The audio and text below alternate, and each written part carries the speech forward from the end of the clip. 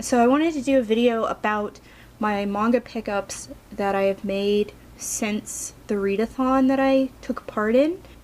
So I'm gonna do it slightly chronologically, I guess, because actually I bought some new manga today, but this was actually bought like a few weeks ago, and this is Ringo Nikki, meaning Apple Diary, but I think the main character's name is Ringo, so I think this girl is Ringo, and I haven't actually read any of it yet. As you can see, it is in Japanese, so, and I actually bought this from a fellow YouTuber.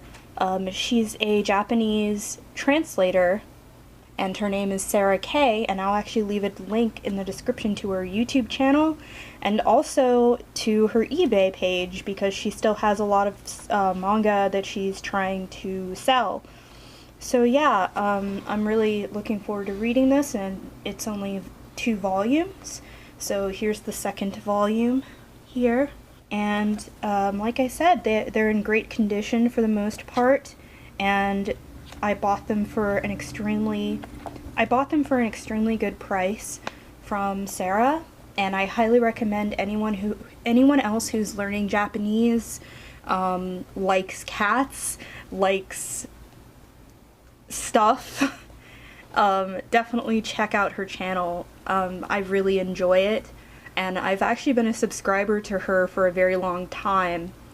So yeah, she's like pumping out a lot of awesome content recently, and yeah, I highly recommend it. So first, here's the first thing that I bought today from my haul from Half Price Books, and this is a Doraemon volume 8, and it's from Shogakukan English Comics, meaning that it has Japanese outside of the bubbles, and then in the word bubbles is English. And so the aim of this is to teach Japanese people English, but you can also use it in a way the other way around. And I'm pretty sure this is supposed to have a slipcover, just like most manga has slipcovers like this. But this one does not, which I normally would not like, and I actually don't own any Doraemon at all, but this was $1. So I feel like, you know, Christmas is coming up, and I have been sort of on a budget for a very long time now. Both me and my husband have been on a budget for quite a while, and now we recently stopped being on such a super strict budget. We're still on a budget, but, you know, we're able to spend a little bit more for Christmas this year, so it's a real blessing. I'm so happy. So yes, so I don't really know anything about Doraemon, but this is gonna be interesting to read. Like, I know he's a cat and he's a robot or something, but yeah, I was also sort of thinking of gifting this to one of my friends, but we'll see, because I have 2 other friends who are also learning Japanese. So the next volume fills in sort of a gap, I guess. It's not really a gap, but this is the last volume of Cross by Sumiko Amakawa, and I have the first 2 volumes, and I was considering reading it. It was on my TBR for the Tezuka 24-hour readathon, but I never got around to it. So I saw it at Half Price Books, $5, so I decided to just pick it up because it's only a 5-volume manga series, so I figured I might as well get it. And the next thing fills in some gaps in my collection of Mars. So I picked up volume 4 of Mars, volume 5, volume 6, and volume 10, volume 11, and volume 12. So this fills in quite a good amount of gaps for me in my collection of Mars. It doesn't complete the collection, but it's definitely gonna fill in some chunks, and I'm really excited to hopefully eventually finish this series, finish collecting it so I can actually finish reading it. And I have an anime convention coming up next year, and hopefully they'll have some manga dealers there so I can possibly finish this, because I find buying manga at conventions is a really, really good idea. Sometimes you can get even better deals than at half-price books, so it's really awesome. So this is volume 1 of Read or Die. The story is by Hideyuki Kurata, and the artwork is by Shutaro Yamada. And I have volumes 2 and 3, and I believe it's a 4-volume series. And I really enjoyed the OVA for this. Yomiko Reedman is awesome, and yeah, so I wanted to see what the manga was like, and since I already had volumes 2 and 3, I decided I should probably get volume 1 because I need to actually read it. So yeah, the artwork looks pretty awesome. It looks very much reminiscent of the OVA. So yeah. And then this is the only 1-volume manga that I got. Yume Kira Dream Shop by Aqua Mizuto, which is funny because Sarah is selling one of Aqua Mizuto's manga on her eBay store. So, and I've thought about buying it. A lot of her work has not been translated into English. But yeah, the artwork looks beautiful, and it's a shoujo story, I'm assuming, because it's shoujo beat imprint, but that doesn't necessarily tell you everything. But yeah, the art is super cute. So the next thing that I got is a little bit different. It's a light novel. So I got Boogie Pop. It was actually in the manga section, and this is only volume 1 of the light novel. And the interesting thing about Boogie Pop Phantom,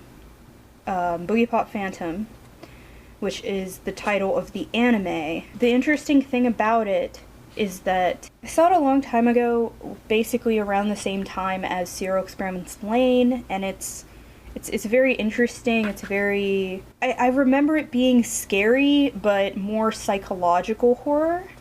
So I'm looking forward to reading this light novel. I have never really collected light novels, but if I'm interested in the story, I see no reason why I wouldn't collect them. Here are some Christmas gifts that I got for my nieces and nephews. So I got Princess Academy by Shannon Hale for my niece, and I think she's going to enjoy this because she also enjoyed Ever After High by Shannon Hale. And recently I read The Goose Girl by Shannon Hale, and I was blown away. It was beautiful. The audiobook, the full cast audiobook, was amazing. So I highly recommend it. So I definitely want to read this too, so I'll try to speed read it. And then for my younger niece and nephew, I got some children's books for Christmas. So this is Bethlehem's Brightest Star, and I really enjoyed just the illustrations. I thought that they were so beautiful. So yeah, so I think that they'll enjoy this, and it was $1, so I was like, sure, why not? And I actually got them a few other books as well. Let me go get those. So I also got my little niece and nephew this book, which is Baby's First Bible, and I really like the illustrations. This is actually not from half-price books. It's from Dollar Tree, but I thought that the illustrations were so soft, almost like they're done with pastels, so I thought that, yeah, I should get it. And then I went into a different section and I found these two books, which are also illustrated by the same illustrator, Ruth Zeglin. And yeah, so these are bedtime prayers, and I think that they're really going to enjoy this. And the quality of the illustrations is normally what I look for when I'm getting kids' books, and also the quality of the writing. Because I want to, like, kids are not dumb, and I want to get them good quality things that I would have wanted to read when I was a kid. For my two nephews, I got some interesting graphic novels here. So this is The Unshakable Walker Bean by Erin Rayner. And it was in the discounted section for $3. And it's about pirates, and it's full color illustrations here. So very, very cool. It almost looks like some sort of, I don't know, Cartoon Network show or something. But yeah, I definitely want to try to read this before I give it to the kids. It looks really awesome, and also I want to verify 100% that it's appropriate, because, you know, I read manga and I know that you can't just go off of the style or the fact that it's colorful. That doesn't mean that it's necessarily for kids. So yeah. And then the second graphic novel that I got is by Raphael Rosado, and it's Giants Beware. And this definitely looks more like it's for kids, but once again, I'm going to read through this and everything before I give it to them, just to make sure that it's all appropriate and everything, but it looks absolutely gorgeous. So yes, and that's pretty much everything that I got for Christmas this year, and I'm super excited to give books to my nieces and nephews.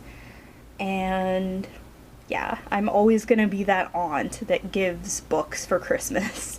Like, I'll give other things too, but I really do think that the joy of reading is important. And another thing that I wanted to mention is that my husband and I recently watched this movie. It's called Bunraku, and we bought it on a whim at Dollar Tree, which is like, you know, a dollar store here in America. And basically we bought it because we saw that Gackt is in this movie. And we were like, what?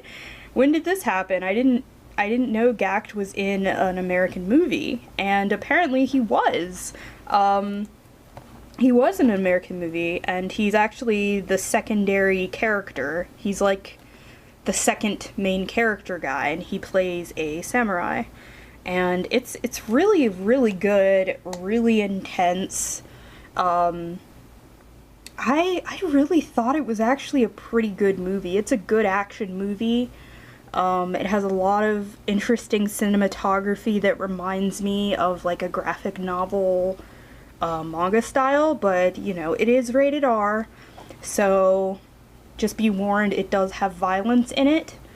But I do think it's definitely worth watching, and I decided to go back to Dollar Tree, and I bought, like, they had so many copies of the movie left, which makes me kind of sad, because Gackt is in this movie, like, and he does a great job. He speaks really good English. His English is definitely improved. So I bought like four copies of this movie, and I'm gonna give it to different friends and everything that I think would enjoy it. Definitely a hidden gem of a film.